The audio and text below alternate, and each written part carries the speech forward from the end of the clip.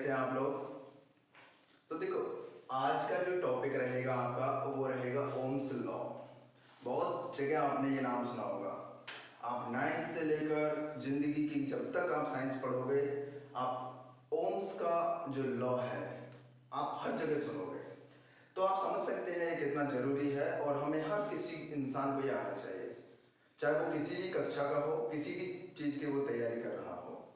Basically जो चीज़ है यहाँ पर वो ये है कि इसका कॉन्सेप्ट क्या है, ओम्स लॉ किस किस के बीच का रिलेशन है और हम इसे कैसे समझ सकते हैं। तो देखो, आपको क्या करना है, मैं आपको जो समझा रहा हूँ वो कैसे समझा रहा हूँ। ये जो सेटअप है ये मैंने नहीं बनाया, ये बनाया है इस आदमी ने। अब यहाँ तो मैंने सिर्फ उसका ब्लॉक डायग्राम बनाया है।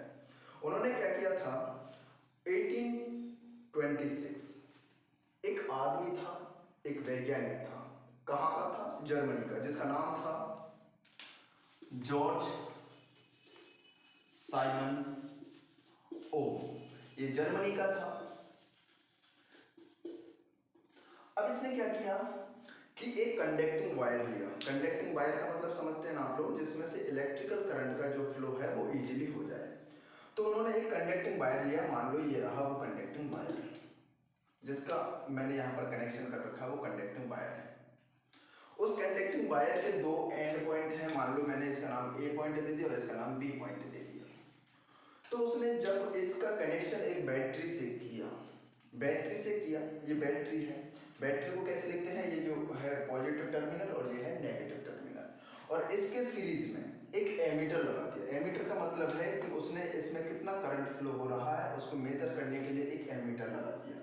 अब यहाँ पर ये रेजिस्टेंस है, तो अब इस रेजिस्टेंस का मतलब है कि कोई भी लोड हो सकता है आपका, इसमें बल्ब हो सकता है इसमें आपका हीटर हो, जो भी चीज हो।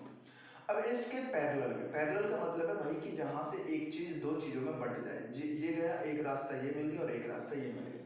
तो जहां पर भी कोई एक पाथ के दो पाथ हो जाए, एक रास्ते के दो रास्ते हो जाए, इसका मतलब वो पैरेलल है। तो यहां से ये गया, तो ये पैरेलल में इसने वोल्ट मीटर लगा दिया। वो क्या करेगा कि इसके सिरों के मध्य, यानी कि इसके जो एंड्स पॉइंट है उन पर जो पोटेंशियल डिफरेंस या वोल्टेज डिफरेंस जो जनरेट होगा उसको मेजर किया, ठीक है। और यहाँ पर उसने लगा दिया एक रियोस्टेट। रियोस्टेट का मतलब है वेरिएबल रेजिस्टेंस। वेरिएबल रेजिस्टेंस का मतलब है कि वो अपने इच्छा के अनुसार इसको कम या ज्यादा कर सकता था। और यहाँ पर लगा दी स्विच। अगर इस स्विच को मैंने यहाँ पे डॉट लगा दिया तो इसका मतलब ये स्विच हमारी अब क्या है, हमारा इसमें से करंट फ्लो कर देगा। अगर इसको मैंने नहीं लगाया तो ये मान लो कि ये स्विच ऑफ है, तो मैंने स्विच को ऑन कर दिया। तो उसने क्या देखा था कि इस वायर में होके जो करंट फ्लो कर रही है, मान लो कि उसका क्या है, वैल्यू आई है।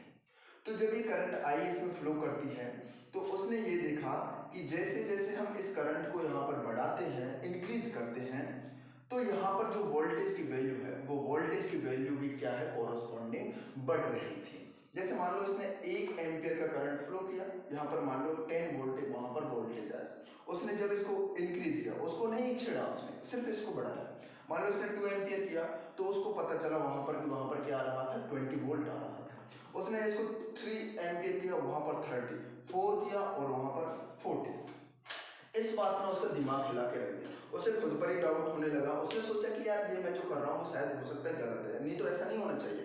फिर उसने हर जगह पर ये प्रयोग किया और कम से कम 5-10 बार जब ये एक्सपेरिमेंट किया तो उसने एक कॉन्क्लूजन निकाला।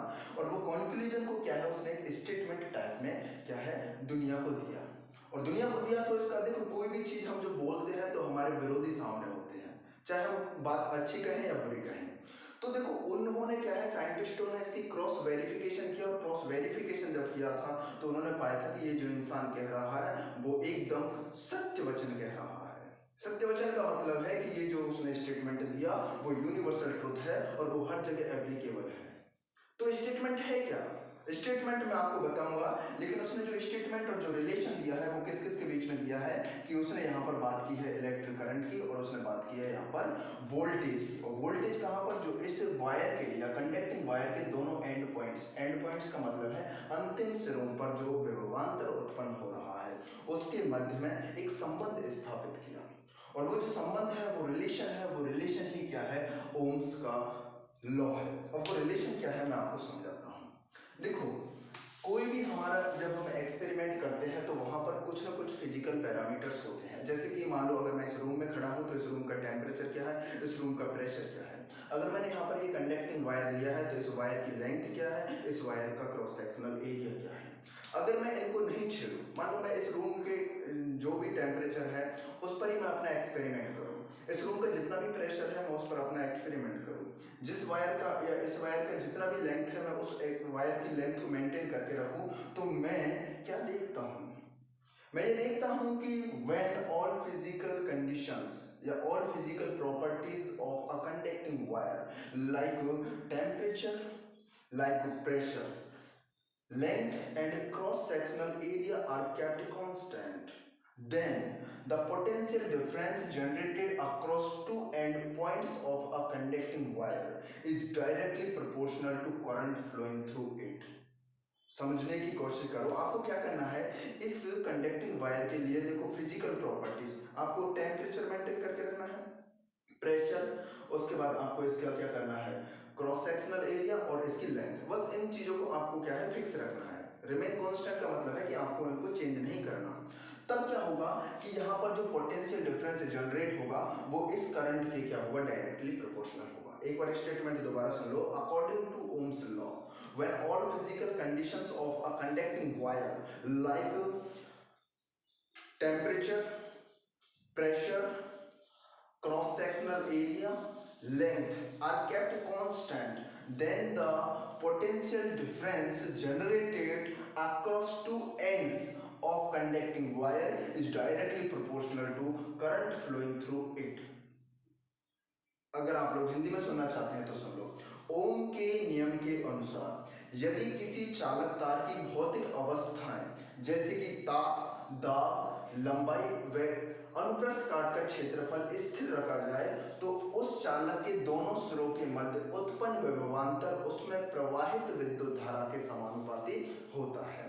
यदि किसी चालक तार की भौतिक अवस्थाएं जैसे ताप, दाब, लंबाई व अनुप्रस्थ काट का क्षेत्रफल स्थिर रखा जाए तो उसके सिरों के मध्य उत्पन्न विभवांतर उसमें प्रवाहित विद्युत धारा के समानुपाती होता है। ये इसका स्टेटमेंट था। यानी कि आपने क्या देखा कि when all physical conditions of a conducting wire like temperature, pressure, length and cross sectional area is kept constant, then the potential difference generated at two ends of conducting wire is directly proportional to the current flowing through it.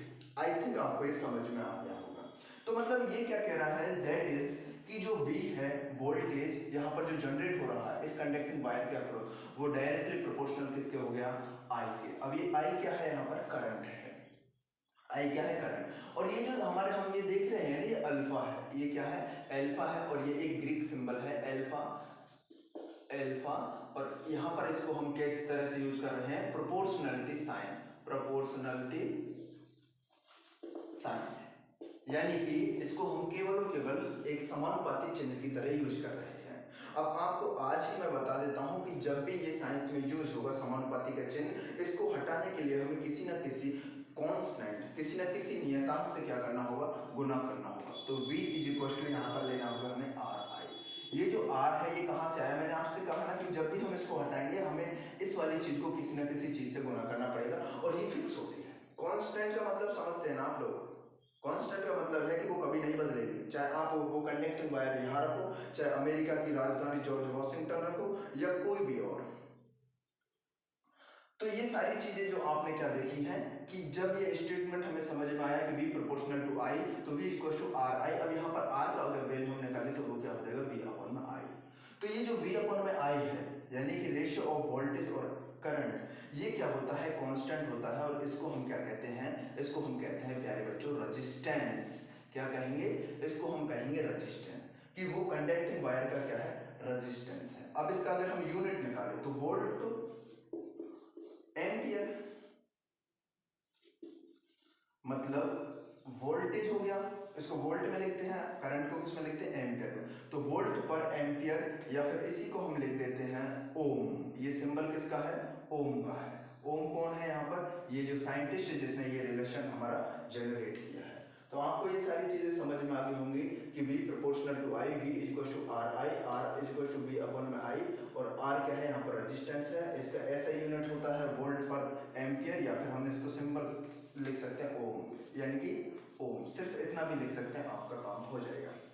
अब यहाँ पर एक चीज और समझने की आप कोशिश करेंगे कि देखो ये जो रेजिस्टेंस है हम इसको डिफाइन कैसे करें। तो रेजिस्टेंस बेसिकली है क्या, रेजिस्टेंस क्या है, एक प्रॉपर्टी है। रेजिस्टेंस क्या है, एक प्रॉपर्टी है कंडक्टिंग वायर की। कोई भी मटेरियल हो उसकी एक प्रॉपर्टी है, वो क्या करती है कि ये जो करंट फ्लो होता है किसी भी वायर में होके, जैसे मान लो ये है वायर, तो इसमें जो करंट फ्लो हो रहा है उसका ये क्या करेगी, विरोध करेगी, उसका ये क्या करेगी, अपोज करेगी, उसको ये क्या करेगी, रेजिस्ट करेगी।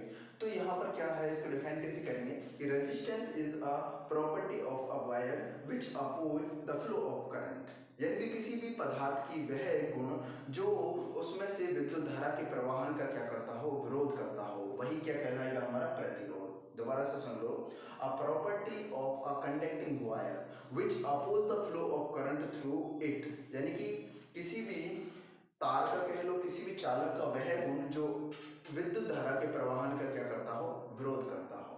अब एक और बात सुन लो, यहाँ पर आपने ये देखा रेजिस्टेंस हो गया। अब रेजिस्टेंस में यहाँ पर देखो कभी कभी क्या होता है, पूछ लेता है कि 1 ओम को आप डिफाइन करो, क्या करो, डिफाइन करो कि 1 ओम क्या है, परिभाषित करो। तो अब बताओ, कल परसों मैंने एक चीज आपको बताई थी, कैसे बताई थी, मान लो अगर मैं V को 1 वोल्ट मान लेता हूँ और I को 1 एम्पियर मान लेता हूँ, तो 1/1 ओम आ गया।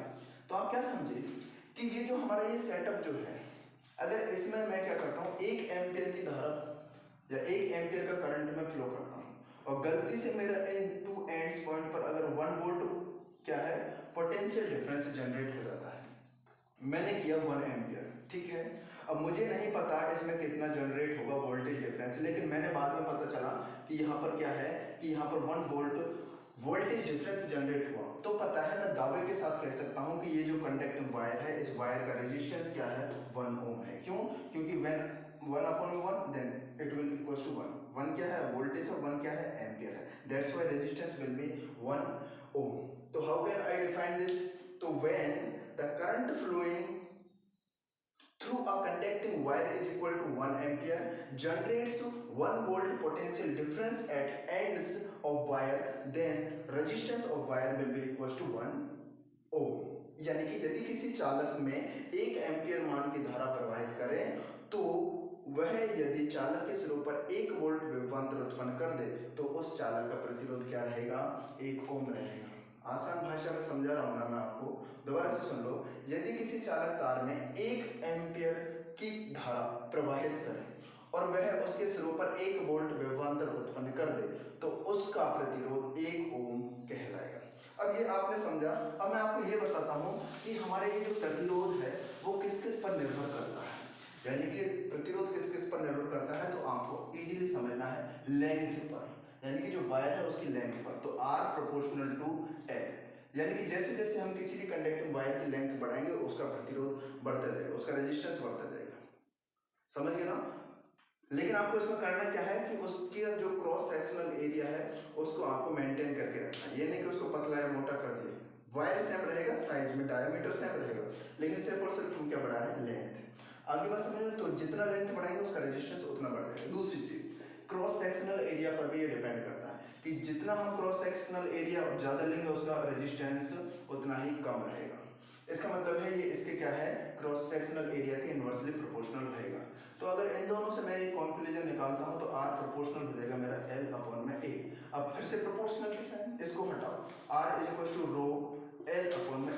रो क्या है यहाँ पर, रो एक कांस्टेंट है और इसको हम कहते हैं स्पेसिफिक रेजिस्टेंस, स्पेसिफिक रेजिस्टेंस, या फिर हम कह सकते हैं इसको रेजिस्टिविटी, रेजिस्टिविटी। आगे बात समझ में, तो ये R हो गया हमारा जो किस पर डिपेंड कर रहा है, लेंथ पर और क्रॉस सेक्शनल एरिया पर। अब ये जो स्पेसिफिक रेजिस्टेंस है या रेजिस्टिविटी है, अगर मैं इसका यूनिट निकालना चाहूँ तो मुझे क्या करना होगा, क्रॉस मल्टीप्लाई करना होगा, rho is equal to R into में A अपॉन में किसका डिवाइड करना होगा मुझे, L का। अब बताओ R का जो ऐसा यूनिट था वो क्या था हमारे पास, ओम, और एरिया क्या होता है मीटर स्क्वायर, और ये लेंथ क्या होती है मीटर। मीटर से मीटर हमने कैंसिल आउट किया, तो बताओ ओम इनटू में मीटर। तो आज के बाद आपको ये भी बहुत ज़्यादा जरूरी है याद रखने के लिए कि जो स्पेसिफिक रेजिस्टेंस है या फिर जो हमारा रजिस्टिविटी है उसका जो ऐसा यूनिट है वो क्या है, ओम इनटू में मीटर। अब एक जो यहाँ पर नोट बता देता हूँ वो ये है स्पेशल नोट कि ये जो रजिस्टिविटी है ना तो लेंथ पर डिपेंड करती है ना क्रॉस सेक्शनल एरिया पर डिपेंड करती है, ये डिपेंड करती है only on nature of substance, nature of substance. आप लोग इसको याद रख सकते हैं और बहुत ही ज़्यादा जरूरी है, ये बहुत बार पूछा गया क्वेश्चन है कि resistivity depends on which parameter. तो आपको बताना है कि नेचर ऑफ सब्सटेंस यानी कि पदार्थ की प्रकृति पर ही निर्भर करती है विशिष्ट प्रतिरोध या प्रतिरोधकता। आगे बात समझ में। आगे और भी एक दो पैरामीटर्स हैं, ये 2 पर तो ये डिपेंड हो गया, यहाँ से हमने एक कैलकुलेशन कर ली। अगला देखो, थर्ड है हमारे पास टेम्परेचर। टेम्परेचर पर भी हमारे पास क्या है, जो रेजिस्टेंस है वो क्या है, डिपेंड करेगा। फोर्थ है हमारा मटेरियल। मटेरियल कि देखो भाई अगर हमारे पास ये चांदी है, सिल्वर, सिल्वर का रेजिस्टेंस सबसे कम होता है, देन कॉपर, देन एल्यूमिनियम, और ये तो काफी चीजें हैं जिनका रेजिस्टेंस बहुत ज्यादा होता है, लेकिन इसका सबसे कम है, इसका थोड़ा सा क्या है, इससे ज्यादा है, इसका थोड़ा सा ज्यादा है। कहने का मतलब है अगर हम रेजिस्टेंस का उल्टा देखें तो वो होती है कंडक्टिविटी, और कंडक्टिविटी सबसे ज्यादा किसकी है, चांदी की यानी कि सिल्वर की। टेम्परेचर से कैसे है कि टेम्परेचर पर मैं आपको शॉर्ट फॉर्म में बताऊं कि जो मेटल्स हैं अगर उनका हम टेम्परेचर बढ़ाएंगे तो उनका रेजिस्टेंस इंक्रीज होता है। अगर हमारे पास सेमीकंडक्टर्स हैं उनका अगर हम टेम्परेचर इंक्रीज करेंगे तो उनका रेजिस्टेंस डाउन हो जाएगा। और अगर हम कुछ एलोज जैसे कि टंग मतलब मैग्नीन हो गया, कांस्टेंट हो गया, अगर उसका हम टेम्परेचर इंक्रीज करेंगे तो उनमें कोई भी चेंज नहीं आता रेजिस्टेंस में। लेकिन अगर हम कुछ जैसे कि मान लो कुछ कंडक्टर्स हैं फॉर एग्जांपल के लिए मरकरी, अगर उसको हम टेम्परेचर एक पर्टिकुलर टेम्परेचर तक लेकर जाएं जैसे 4.2 तक लेकर जाएं तो उसका रेजिस्टेंस ऑलमोस्ट क्या हो जाता है, जीरो हो जाता है, और इसको हम कहते हैं सुपर कंडक्टिविटी इफेक्ट। तो ये सारी चीज़ें आपको समझ में आई होंगी, आप सब इसको एक बार दो बार देख लें, बहुत ही अच्छी चीज़ें इसमें आपको मैंने बताई हैं और आशा करता हूँ आपको ये सारी वीडियो समझ में आ रही होंगी। सारी वीडियोज आप देखें और अभी धीरे धीरे जो भी सिस्टम है इम्प्रूव किया जाएगा, तो आप लोग इसको समझें। आई होप आप समझ रहे होंगे। ठीक है, धन्यवाद। आप लाइक सब्सक्राइब कमेंट करते रहें और सपोर्ट देते रहें।